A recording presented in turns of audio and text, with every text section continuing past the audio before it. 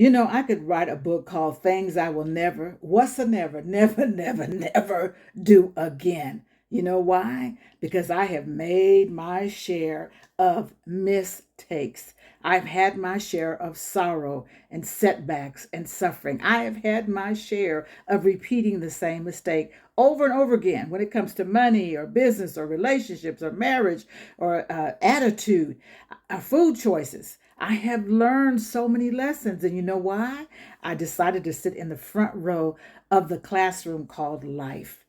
And because I decided that I was not going to keep making the same mistakes and that I wasn't going to become a hostage to my sorrows, my losses, my pain, my wounds, I realized that I found the blessing in the lessons. I realized that all of those things were my teachers. I realized that some things that you and I will learn will not come from a textbook or our parents or a teacher or a spouse or a pastor or a coach.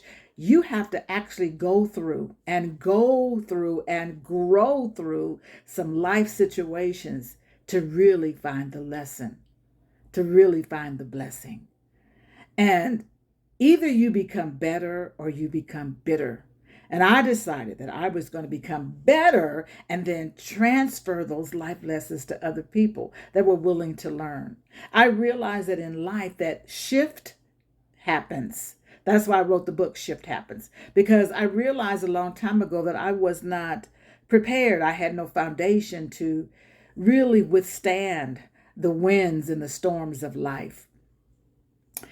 I had to realize that the choices I was making, I could not blame anybody. I had to take responsibility and accountability for the choices that I was making.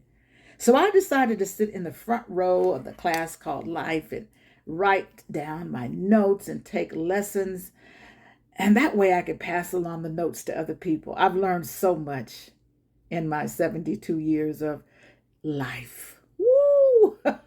I could write the book. Things I will never, never, never, was a never, ever, never, never, never, never do again. I could write that book. How about you? Are you becoming better or are you becoming bitter? Are you sitting in the front row of the classroom called life? Are you taking notes so you can graduate to the next level? This is Jewel Diamond Taylor. Stay in the light.